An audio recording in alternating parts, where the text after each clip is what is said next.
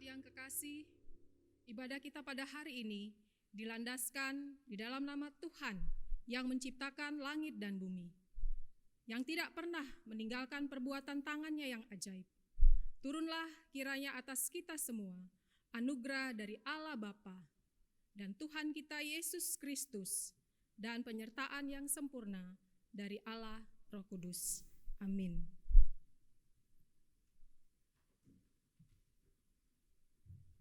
Ya, Shalom, selamat pagi Bapak Ibu yang terkasih di dalam Tuhan kita Yesus Kristus. Senang bisa bertemu dan beribadah bersama-sama di dalam ibadah online Gereja Kristen Kalam Kudus Ambon.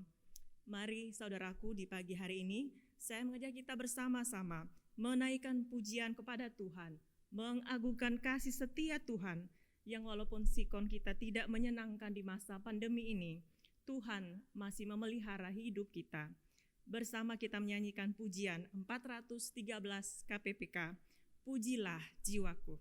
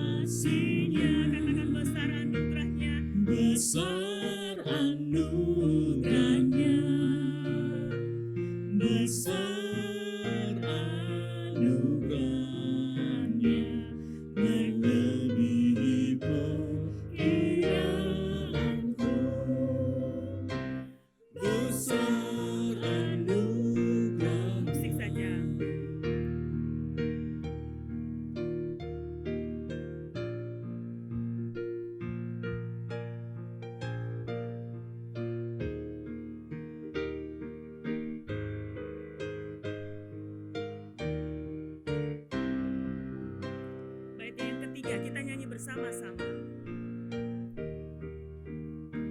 Setinggi langit sejauh barat dan timur, demikian pun kasih setianya,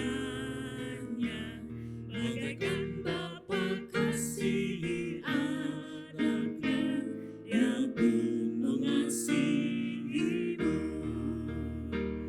Besar anugerahnya, besar anugerahnya, besar anugerahnya, melebihi perkiraanku.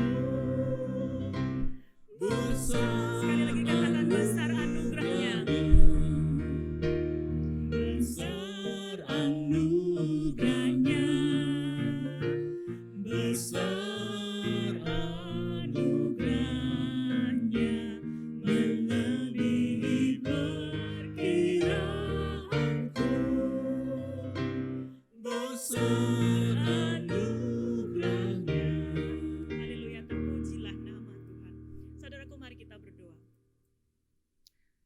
Bapa di surga, kami mensyukuri satu hari demi satu hari yang Tuhan berikan bagi kami.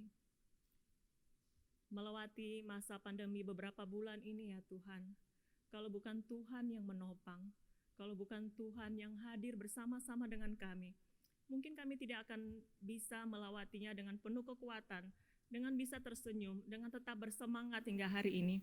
Bapa, kami menaikkan syukur untuk semua kasih sayang Tuhan, dan kami percaya Engkau turut bekerja di dalam providensi Allah, Allah turut bekerja di dalam dengan berbagai cara mendatangkan kebaikan bagi anak-anak-Mu, bagi kami yang mengasihi Engkau.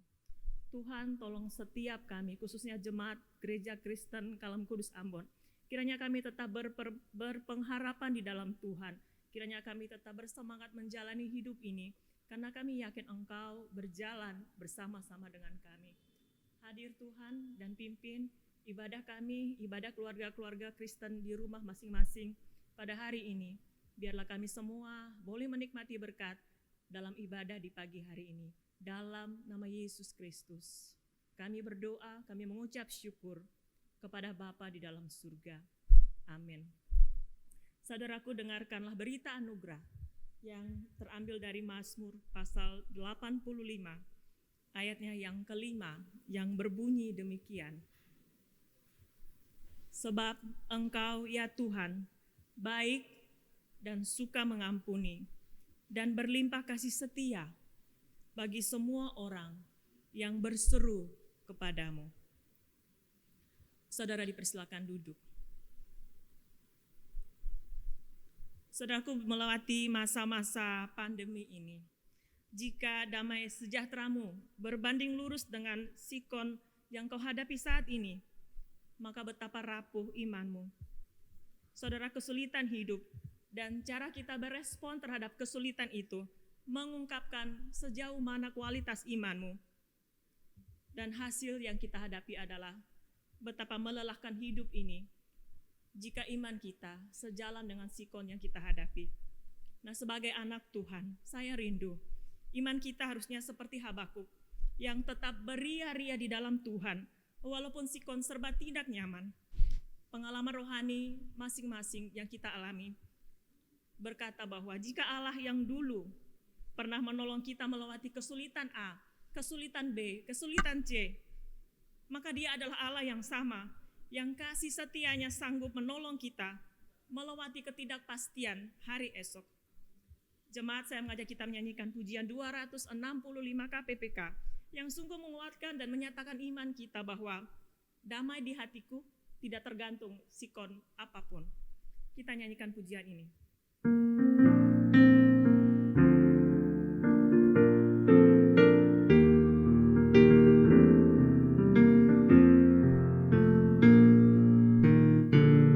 Damai di hatiku, bukan dari dunia, selamanya jadi milikku.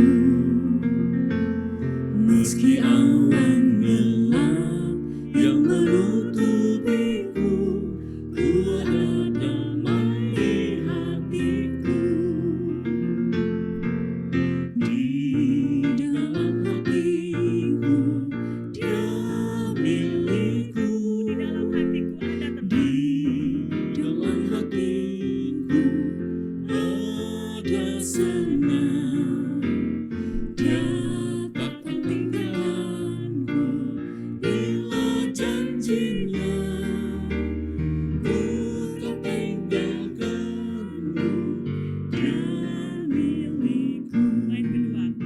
Damai yang indah penuhi hatiku, buat semua memujinya. Gelap jadi terang, susah pun lenyaplah, Yesus sumber berkat yang indah. Di dalam hatiku, Dia milikku. Di dalam hatiku ada senang. Dia takkan tinggalkanku bila janjinya. Ku tak tinggalkanmu,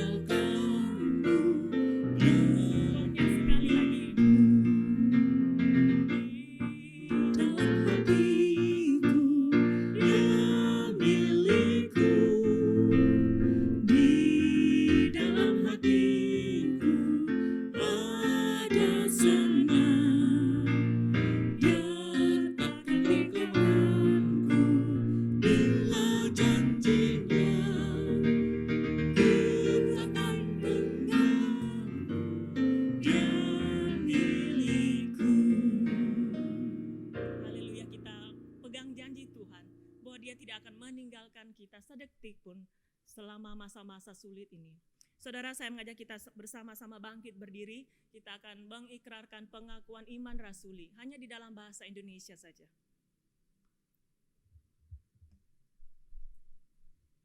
Pengakuan iman rasuli. Aku percaya kepada Allah, Bapa yang Maha Kuasa, Khalik dan bumi, dan kepada Yesus Kristus, Anaknya yang tunggal Tuhan kita, yang dikandung dari Roh Kudus, lahir dari anak darah Maria, yang menderita sengsara di bawah pemerintahan Pontius Pilatus, disalibkan, mati dan dikuburkan, turun ke dalam kerajaan maut. Pada hari yang ketiga, bangkit pula dari antara orang mati, naik ke surga, duduk di sebelah kanan Allah, Bapa yang Maha Kuasa. Dan dari sana Dia akan datang untuk menghakimi orang yang hidup dan yang mati. Aku percaya kepada Roh Kudus, gereja yang kudus dan am, persekutuan orang kudus, pengampunan dosa, kebangkitan tubuh, dan hidup yang kekal. Amin. Bapak Ibu dipersilakan duduk. Saudaraku, kita akan mempersiapkan hati untuk mendengarkan firman Tuhan. Pagi hari ini kita mendengarkan firman dengan tema mengasihi di tengah pandemi. Akan dibawakan oleh Saudari Tince Marpaung. Kita menyanyikan pujian KPPK 417, seperti rusa rindu air.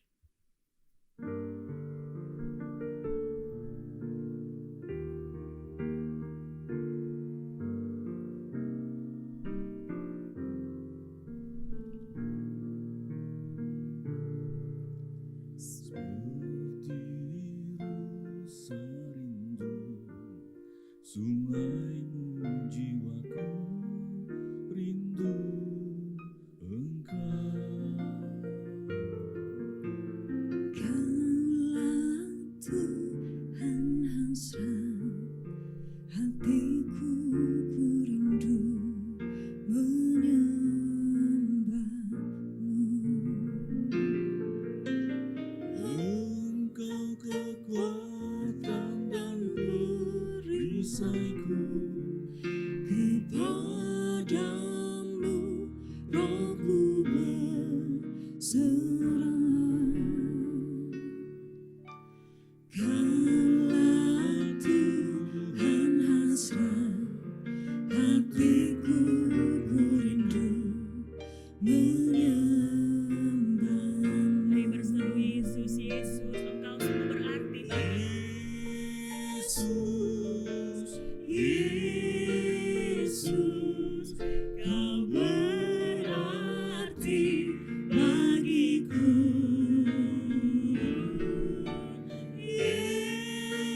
Yesus, Yesus, Kau segalanya bagiku. Sekali lagi kita mengulang, seperti rusa rindu air.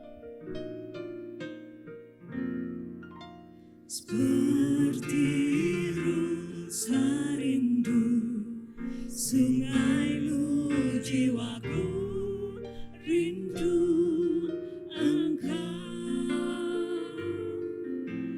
Kaulah Tuhan hasrat hatiku, ku rindu menyembahmu.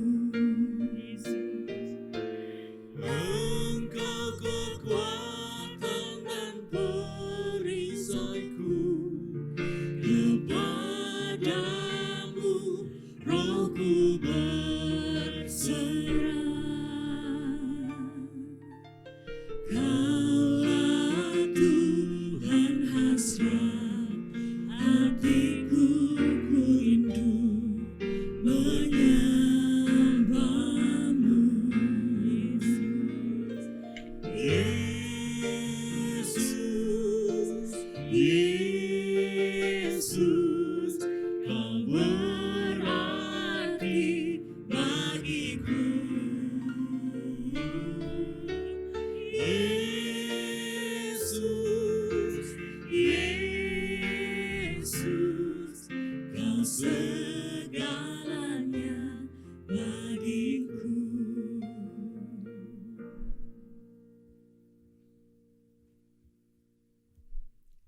Jemaat terkasih, mari kita mengambil waktu kita berdoa. Bapa di surga, kerinduan kami ya Tuhan, kami boleh mendengarkan kebenaran firman-Mu di hari Minggu ini. Tuhan, penuhi kami semua dengan kuasa Roh Kudus-Mu, berkati setiap jemaat Tuhan, biarlah hati kami tetap fokus tertuju kepada Tuhan. Kami mau diperlengkapi, kami mau dibekali, kami mau dihiburkan, kami mau dikuatkan Tuhan. Biarlah hamba-Mu juga Tuhan yang akan memberitakan kebenaran firman, Tuhan berkati. Kami serahkan waktu kami ini Tuhan ke dalam tangan-Mu, biarlah nama Tuhan saja yang dipermuliakan. Di dalam nama Tuhan Yesus kami berdoa, kami mengucap syukur, amin. Shalom, selamat pagi jemaat Gereja Kristen Kalam Kudus Ambon. Senang kembali kita bisa bertemu kembali dalam ibadah online di hari ini. Ya, semoga jemaat dalam keadaan sehat dan sejahtera. Jangan biarkan iblis mengambil sukacita kita. Nah, hari ini kita akan diperlengkapi dengan kebenaran firman Tuhan. Tema yang diberikan yaitu mengasihi di tengah pandemi. Ayatnya yaitu dari kitab Lukas pasal yang ke-6, ayat yang ke-32 sampai ayat yang ke-34. Lukas 6 ayat yang ke-32 sampai ayat yang ke-34, saya akan membacakannya bagi jemaat. LAI di sini memberikan judul Kasihilah musuhmu. Ayat 32. Dan jikalau kamu mengasihi orang yang mengasihi kamu, apakah jasamu? Karena orang-orang berdosa pun mengasihi juga orang-orang yang mengasihi mereka. Sebab jikalau kamu berbuat baik kepada orang yang berbuat baik kepadamu, apakah jasamu? Orang-orang berdosa pun berbuat demikian. Dan jikalau kamu meminjamkan sesuatu kepada orang karena kamu berharap akan menerima sesuatu daripadanya, apakah jasamu? Orang-orang berdosa pun meminjamkan kepada orang-orang berdosa supaya mereka menerima kembali sama banyak. Demikian kebenaran firman Tuhan, diberkatilah setiap kita yang mau mendengarkan dan melakukan firman Tuhan. Nah, Bapak Ibu jemaat yang terkasih, dalam kehidupan berelasi dengan sesama, kita di dalam dunia ini mengenal konsep apa yang disebut dengan konsep take and give ya. Take itu berarti menerima, give itu berarti memberi ya. Nah, di dalam kehidupan relasi satu dengan yang lain ini ya, biasanya kita itu ketika menerima suatu pemberian, kita juga nanti akan membalas apa yang sudah diberikan kepada kita itu. Jadi kita mempergunakan kesempatan di lain waktu untuk membalas kebaikan orang yang sudah berbuat baik kepada kita. Nah, misalnya Bapak Ibu, jemaat terkasih, karena saya orang Batak, di dalam suku Batak itu biasa kalau ada pesta, baik itu pesta perkawinan ataupun pesta di dalam kedukaan, itu biasa ya keluarga-keluarga ataupun tamu itu akan memberikan amplop ya kepada keluarga yang berpesta. Nah, biasanya di akhir acara pesta itu keluarga yang terdekat itu akan berkumpul bersama. Keluarga terdekat berkumpul bersama, mulailah keluarga ini menghitung jumlah amplop. Bahkan disediakan buku untuk mencatat, misalnya dari si A sekian, dari keluarga si B sekian, dari keluarga si C sekian. Nah, ketika ada kesempatan yang lain, misalnya keluarga si A yang sudah memberikan misalnya sekian rupiah, maka di lain waktu, jika keluarga si A berkesempatan untuk merayakan suatu pesta, maka keluarga ini tadi akan memberikan balasan mungkin sejumlah amplop yang sudah diberikan keluarga si A kepada kita. Nah, atau mungkin karena inflasi, ya faktor inflasi juga diperhitungkan. Nah, bisa jadi amplop itu dilebihkan dari jumlah yang sudah diberikan oleh keluarga si A. Nah, pola yang seperti ini mungkin di suku-suku lain juga terjadi. Nah, jadi pola seperti ini, take and give yang seperti ini, itu sudah menjadi budaya ketika kita berelasi dengan sesama. Nah, inilah yang dikatakan bahwasanya konsep dunia itu, konsep take and give di dalam dunia itu, kita memberikan sesuatu karena kita mengharapkan ada balasan, ada imbalan yang akan kita terima nantinya. Nah, saudara yang terkasih, bukankah kita sebagai orang Kristen, kita juga bertindak mengasihi. Kita mengasihi Allah, kita juga mengasihi sesama. Nah, mengapa kita mengasihi Allah? Mengapa kita mengasihi sesama? Karena kita sudah terlebih dahulu menerima kasih Allah itu di dalam hidup kita. Nah, tetapi ternyata di dalam konteks gereja, konsep take and give berdasarkan cara-cara dunia ini juga sering kita lihat terjadi di dalam rumah Tuhan.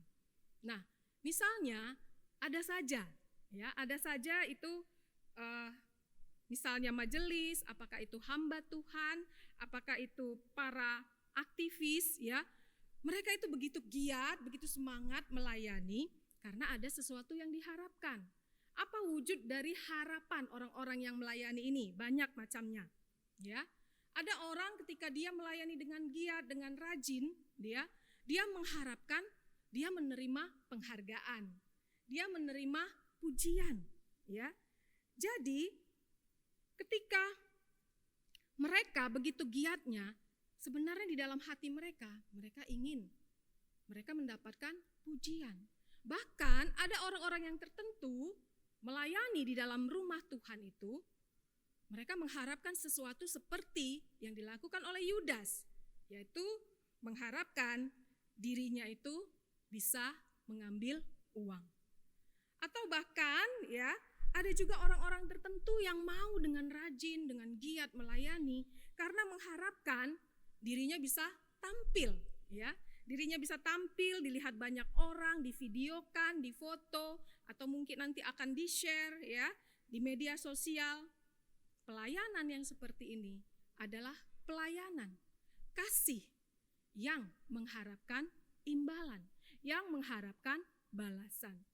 Jadi, ketika seorang itu mengasihi, ya, banyak konsep take and give dengan cara dunia itu yang diterapkan dalam relasi di antara sesama, bahkan juga sudah masuk ke dalam konteks gereja.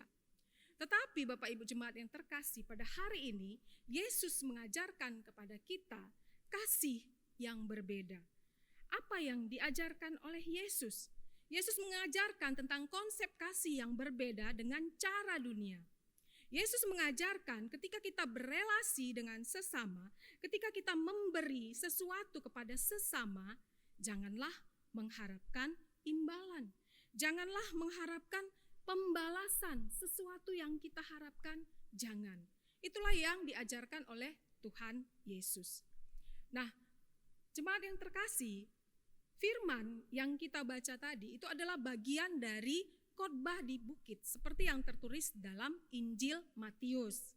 Tapi bagian firman yang kita baca ini tadi itu khotbah di bukit dituliskan oleh si Lukas, ya. Jadi ini adalah khotbah di bukit versinya Lukas.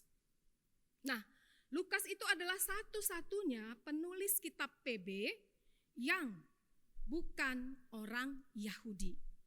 Lukas itu adalah seorang Yunani yang terpelajar. Dia juga adalah seorang tabib. Dia juga adalah seorang yang setia mengikuti pelayanan penginjilan Paulus kemanapun Paulus pergi.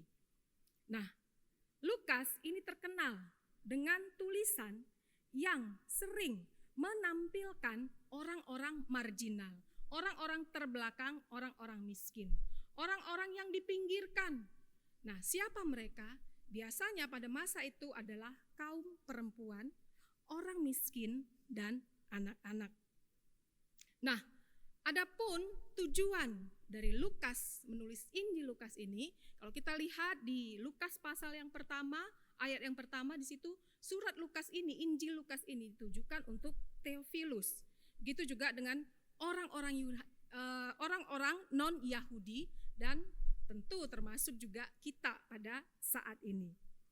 Nah, Di ayat yang kita baca tadi, Bapak Ibu jemaat yang terkasih, di sini Lukas menampilkan bagaimana Yesus yang mengajarkan tentang relasi dengan sesama manusia, terkhusus relasi di luar komunitas. Nah, dalam masa Romawi pada zaman itu, ya, petani-petani kecil itu biasanya meminjam uang kepada orang-orang kaya. Siapa orang-orang kaya itu? Orang-orang kaya itu adalah orang-orang Yahudi. Nah, tentu peminjaman uang ini dikenakan bunga, ya, dikenakan riba. Dan bahkan pada zaman Romawi itu bunga yang dikenakan itu sangat mencekik leher, ya, bisa sampai 48%. Nah, padahal seharusnya orang-orang Yahudi ini tahu bahwasanya di dalam PL itu Allah melarang praktek riba. Dan bahkan orang-orang Yahudi ini berlaku lebih licik lagi. Apa yang mereka kerjakan? Menjelang tahun ke-7, yaitu tahun pembebasan hutang atau biasa yang disebut dengan Hari Raya Pondok Daun, orang-orang Yahudi ini tidak mau meminjamkan uang kepada para petani kecil ini tadi. Karena apa? Karena mereka tahu kalau nanti mereka kasih pinjaman nih kepada petani-petani kecil ini, itu nanti pinjamannya akan diputihkan. Jadi mereka tidak akan menerima uang mereka kembali, bahkan uang bunga yang harusnya mereka dapat itu tidak akan mereka terima. Nah, tentu saja apa yang dikerjakan oleh orang-orang Yahudi yang kaya ini mengakibatkan petani-petani kecil itu sangat sulit untuk mendapatkan modal untuk bisa bercocok tanam pada zaman itu. Nah, padahal di dalam perjanjian lama Allah juga sudah menuliskan supaya mereka berhati-hati ketika mereka meminjamkan uang kepada orang-orang miskin.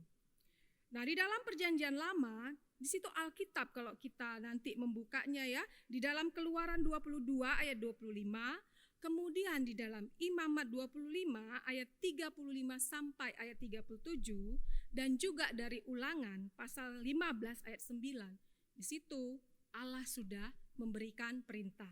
Apa bunyi perintahnya dalam Ulangan pasal 15 ayat yang ke-9? Yang berbunyi demikian. Hati-hatilah supaya jangan timbul di dalam hatimu pikiran dursila demikian.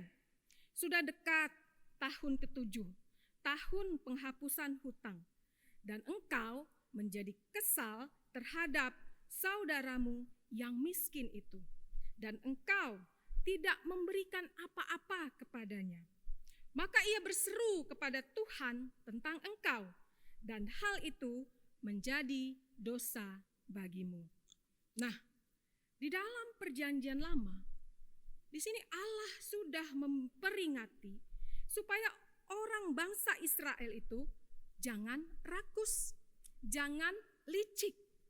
Dalam perintah ini, Allah mengingatkan bahwasanya bukankah ketika kamu menindas orang-orang yang miskin, mereka akan datang berseru-seru di hadapan Tuhan. Bukankah hati Tuhan itu akan tertuju kepada orang-orang yang tertindas, kepada orang-orang yang miskin? Jika kita melakukan penindasan kepada orang-orang yang marginal ini, kepada orang-orang yang terpinggirkan ini, itu merupakan kekejian di mata Tuhan. Dengan kata lain, di sini Yesus mengajarkan kepada para murid bahwasanya ketika mereka meminjamkan sesuatu kepada orang-orang yang miskin, kepada orang-orang yang tertindas, berikanlah itu dengan cuma-cuma. Berikanlah itu dengan tidak mengharapkan sesuatu apapun. Nah, di sini Yesus mengajarkan standar kasih yang harus dikerjakan oleh para pengikut Yesus. Yesus berkata, kalau kita berbuat baik kepada orang yang mengasihi dan berbuat baik kepada kita, apa bedanya kita dengan orang-orang dunia? Orang-orang dunialah yang melakukan itu. Tetapi kasih yang diajarkan oleh Yesus di sini itu melampaui apa yang diajarkan oleh dunia, bahkan melampaui apa yang diajarkan di dalam perjanjian lama tadi. Yesus berkata, kalau kamu meminjamkan sesuatu kepada orang yang miskin, jangan mengharapkan kembali. Berarti di sini, kalau orang-orang Yahudi itu meminjamkan uang kepada mereka yang miskin, anggaplah itu sebagai hadiah kepada mereka. Itulah yang diajarkan oleh Tuhan Yesus. Nah, saudara, bukankah hidup kekal yang diberikan oleh Tuhan Yesus kepada kita itu juga adalah hadiah di dalam hidup kita? Bukankah kita orang-orang yang sudah diselamatkan ini sebenarnya adalah orang-orang yang miskin di hadapan Tuhan? Tidak akan pernah mampu kita membayar hutang dosa kita itu kepada Tuhan. Kitalah orang-orang miskin yang sebenarnya diberikan hadiah itu. Efesus 2 ayat yang ke-8 sampai yang ke-9 itu berkata, sebab karena kasih karunia kamu diselamatkan oleh iman. Itu bukan hasil usahamu tetapi pemberian Allah. Itu bukan hasil pekerjaanmu. Jangan ada orang yang memegahkan diri. Jadi, berikanlah apa yang kita punya yang dibutuhkan oleh orang miskin itu seperti kita memberikannya untuk Tuhan kita. Nah, jemaat yang terkasih, ketika kita mengasihi orang yang sudah berjasa kepada kita, itu pasti kita akan lebih mudah bukan mengasihi mereka yang sudah berjasa kepada kita. Tetapi ketika kita diharapkan untuk mengasihi orang yang tidak kita kenal, apakah kita dengan rela mau mengasihi orang yang tidak kita kenal? Bapak Ibu jemaat yang terkasih, ketika mungkin kita bertemu dengan orang di sekitar kita yang miskin, mungkin kita hanya akan berkata, ih kasihan ya dia hidupnya susah. Tetapi sebagai pengikut Kristus, apakah itu cukup?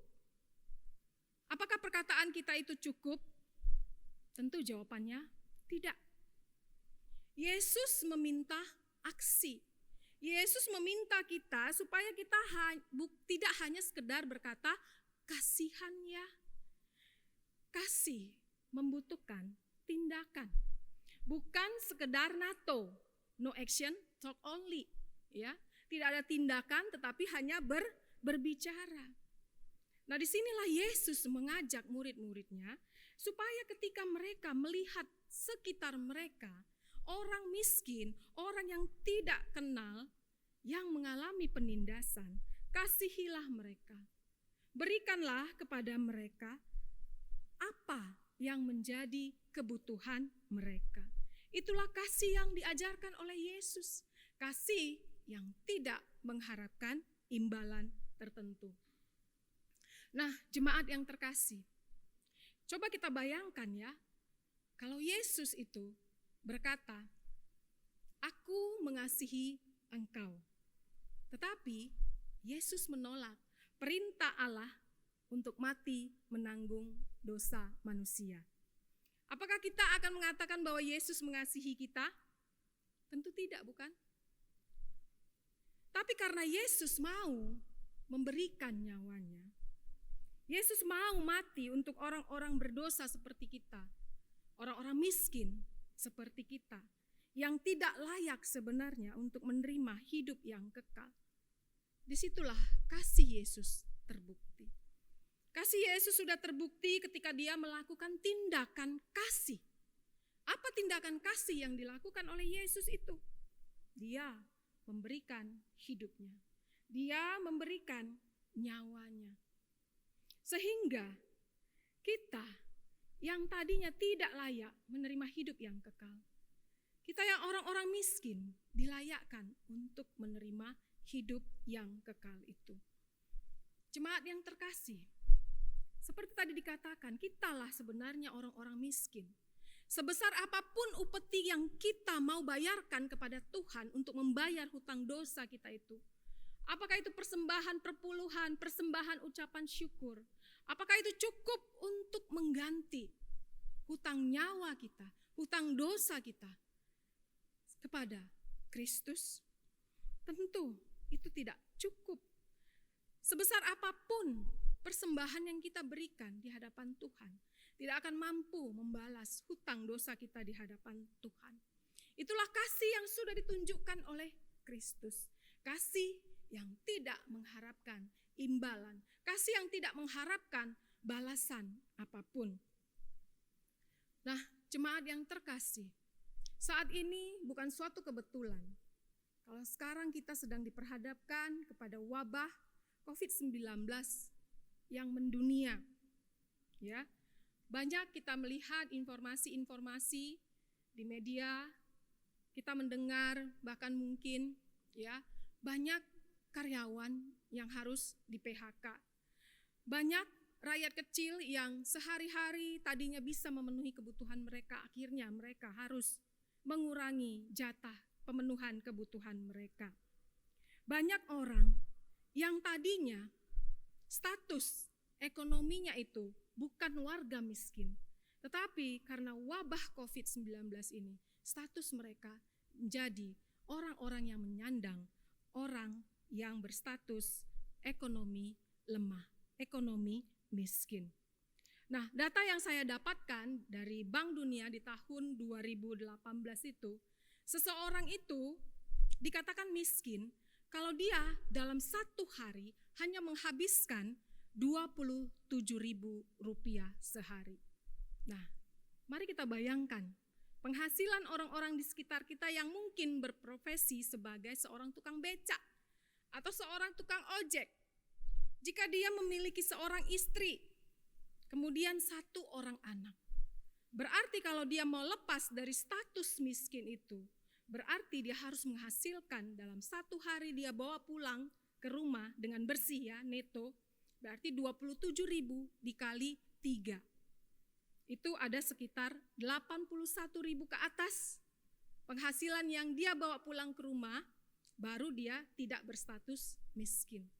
Tapi kalau misalnya anaknya ada 2, berarti dia bawa pulang itu harus 100.000 lebih. Di atas 100.000 baru dia tidak tergolong miskin. Nah, saat ini ketika kita melihat sekitar kita, apakah kita mau membuka mata kita untuk mereka yang memiliki penghasilan yang sudah berstatus miskin tadi? Kemudian kalau kita melihat juga di media sosial, kita banyak sudah melihat gerakan-gerakan kasih yang dilakukan oleh berbagai macam organisasi, bahkan individu, bahkan antar negara bisa bertukar, saling membantu, saling menolong. Dan bahkan belakangan terakhir itu saya mendapat kiriman foto bagaimana Ketua STT saat itu juga bergerak memberikan bantuan di Kota Malang. Nah, sebagai pembina Komisi Wanita, saya mulai berpikir, ketika kita diperhadapkan pada situasi ini, apakah kita hanya akan berkata, kasihan ya mereka yang tadinya hidupnya sudah mapan, sekarang mereka harus berstatus sebagai warga yang miskin. Nah, untuk itu saya mulai berpikir bagaimana caranya supaya gereja bisa memberikan sedikit bantuan untuk orang-orang di sekitar yang statusnya tentu sudah menjadi warga miskin.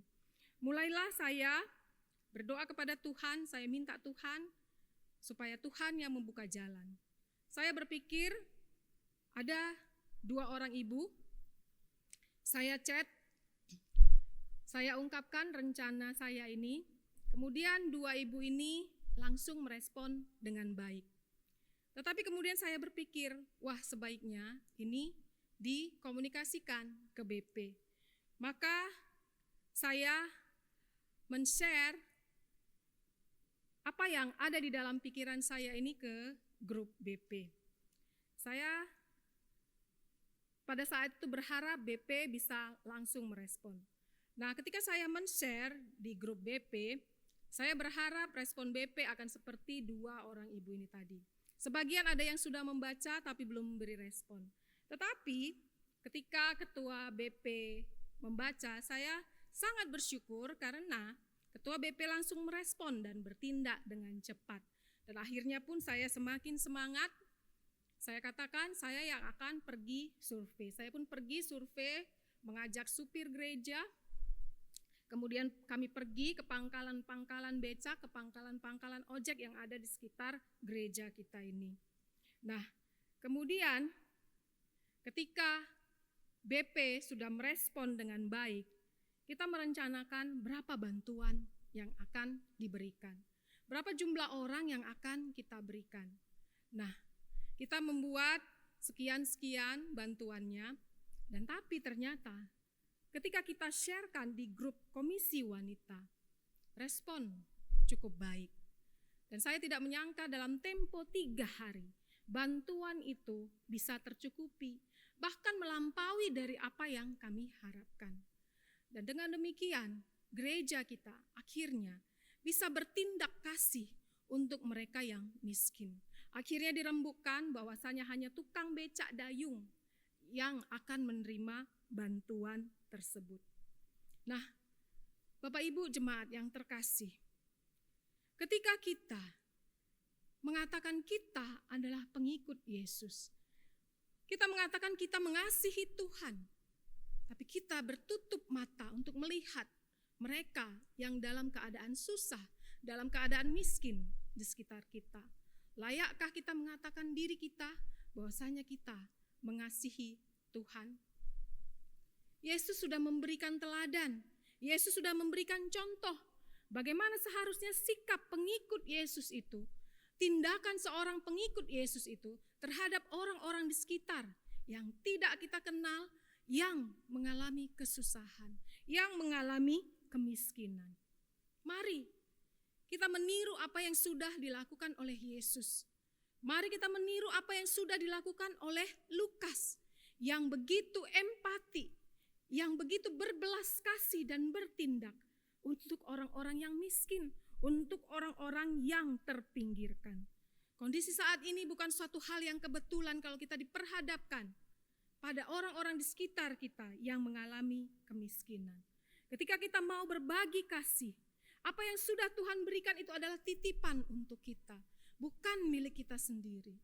Mari Bapak Ibu jemaat yang terkasih, kita bagi apa yang sudah Tuhan percayakan kepada kita itu, kepada orang-orang yang terpinggirkan, kepada orang-orang yang miskin.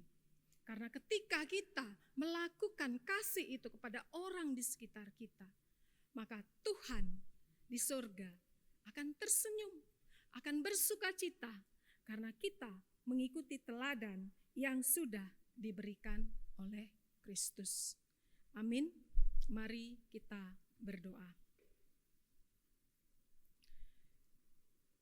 Bapa di surga, kami mengucap syukur ya Tuhan, ketika Engkau memberikan teladan bagaimana mengasihi sesama kami Tuhan.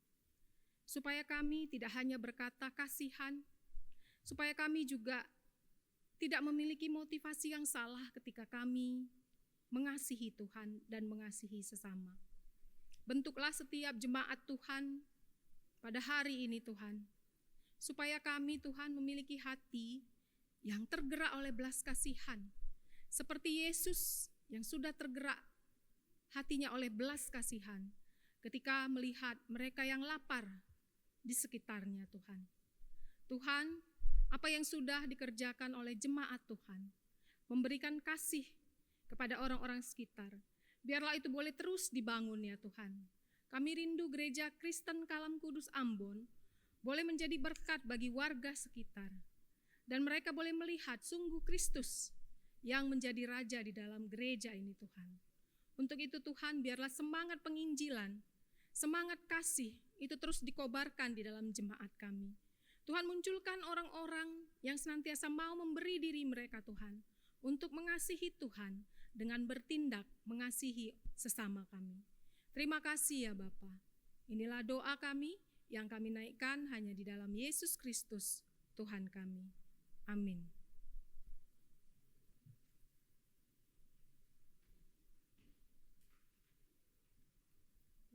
Terima kasih kepada Ibu Tince yang sudah mengajarkan dan mengingatkan kita lagi untuk mengasihi sesama, terkhusus di tengah-tengah masa pandemi ini. Saudaraku, kita akan menyimak bersama-sama warta tayang Gereja Kristen Kalam Kudus Ambon.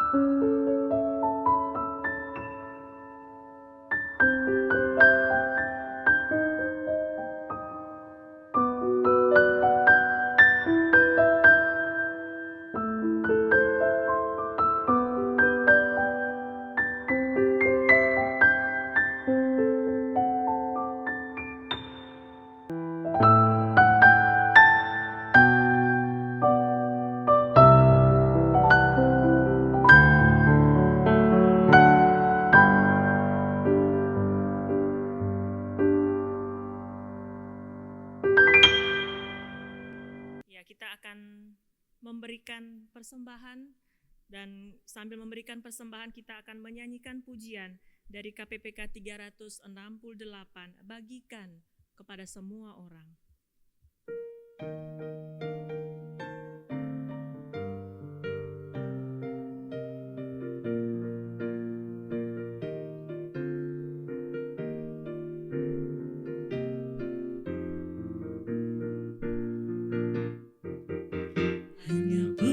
Percikan kecil dapat kobarkan api yang di sekitarnya mendapat kehangatan. Kasih Allah limpahlah bila kau alami, pasti rela membagikan pada semua orang. Indahnya musim semi yang penuh hidup baru, burung kan bernyanyi, tunas bunga kan mekar. Kasih Allah besarlah bila kau dapatkan, pasti kau mau memuji Dia, sebarkan kasih-Nya. Terimalah hai kawanku senang yang ku dapatkan, selamatlah padanya di mana kau berada. Ku mau memasyurkannya pada seluruh bangsa, bahwa ku dapat kasih-Nya, ku mau masyurkannya. Doa persembahan dan kemudian doksologi dan doa berkat akan dipimpin oleh Saudari Tinci.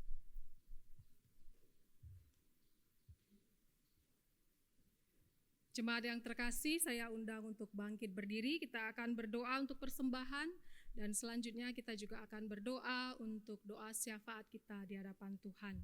Mari kita berdoa. Bapa kami yang di surga, kami mengucap syukur ya Tuhan untuk pemeliharaan Tuhan, untuk kebaikan Tuhan, kasih setia Tuhan yang terus-menerus kami rasakan sepanjang perjalanan hidup kami. Ketika kami merenungkan Tuhan, betapa baiknya penyertaan Tuhan di waktu-waktu yang lalu Tuhan. Sungguh ungkapan syukur yang kami berikan ini tidak ada apa-apanya dibandingkan dengan apa yang sudah Engkau berikan Tuhan. Terimalah persembahan kami ini Tuhan menjadi persembahan yang kudus, persembahan yang harum, yang menyenangkan hati Tuhan. Tuhan, saat ini kami juga berdoa ya Tuhan untuk setiap pergumulan kami Tuhan. Tuhan, terkhusus untuk jemaat Tuhan, kami rindu. Kuatkan, teguhkan iman mereka Tuhan.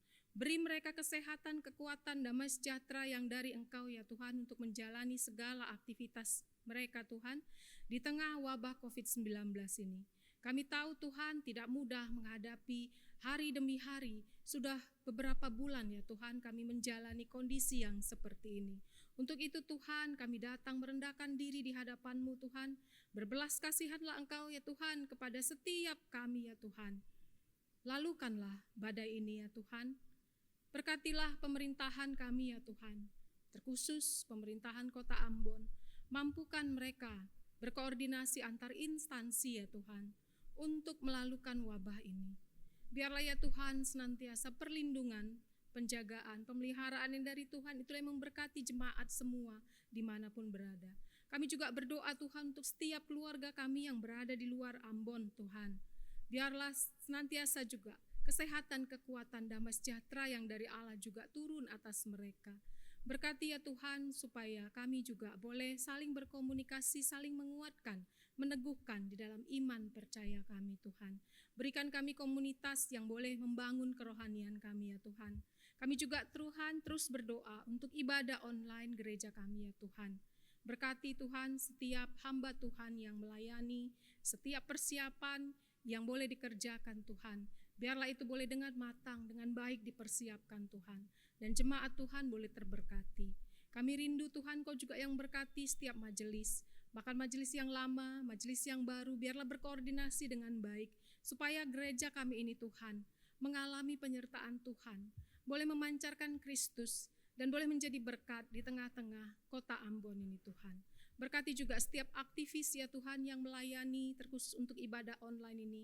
Tuhan yang mencukupkan segala sesuatu yang mereka butuhkan. Tuhan yang mengetahui pergumulan mereka. Bahkan setiap jemaat Tuhan yang mungkin dalam keadaan sakit Tuhan. Engkau yang menjamah, Engkau yang menyembuhkan, Engkau yang memulihkan tubuh fisik mereka ya Tuhan. Mampukan mereka untuk terus bersandar dan mengandalkan Tuhan. Terkhusus untuk para lansia kami ya Tuhan. Mereka orang-orang yang membutuhkan orang lain Tuhan untuk menopang hidup mereka. Tuhan yang senantiasa juga mencukupkan segala sesuatu yang mereka butuhkan. Hati yang diteguhkan di dalam iman percaya kepada Kristus. Biarlah itu yang senantiasa melingkupi setiap lansia yang ada di gereja kami ini Tuhan.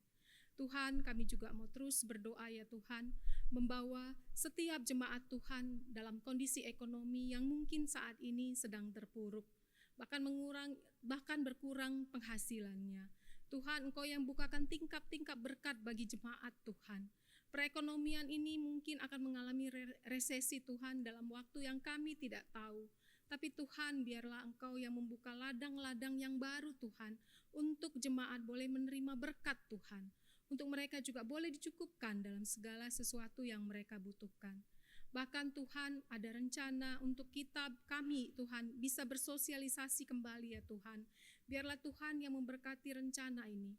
Berikan kesadaran Tuhan kepada rakyat Indonesia ya Tuhan. Terkhusus menjelang lebaran ini Tuhan. Supaya kami masing-masing boleh mendisiplinkan diri kami. Mengikuti apa yang diperintahkan, apa yang diarahkan oleh pemerintah kami ya Tuhan. Kami mau menjadi warga yang taat, yang tunduk kepada pemerintah. Terima kasih ya Bapa.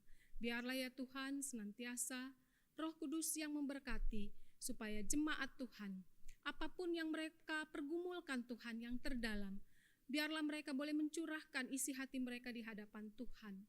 Tuhan yang menyendengkan telingamu ya Tuhan untuk setiap mereka yang berseru-seru di hadapan Tuhan, memohon pertolongan Tuhan.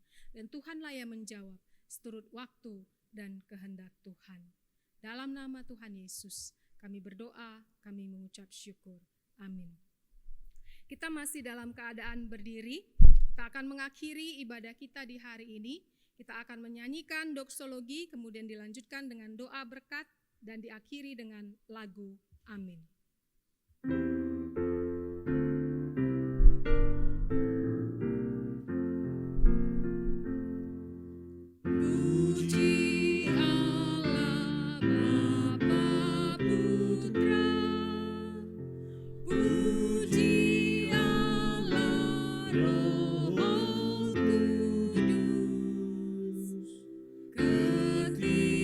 Ketiganya ya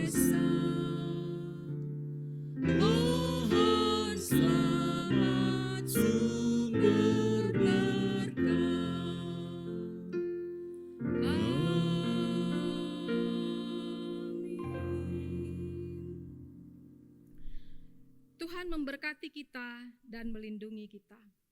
Tuhan menyinari kita dengan wajah-Nya dan memberi kita kasih karunia. Tuhan menghadapkan wajah-Nya kepada kita dan memberi kita damai sejahtera. Amin.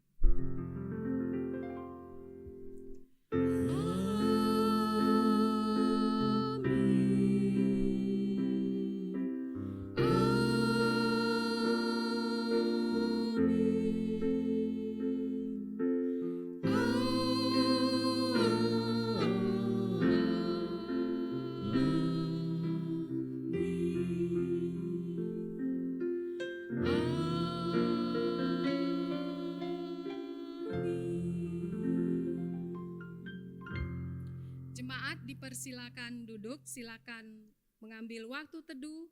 Tuhan Yesus memberkati.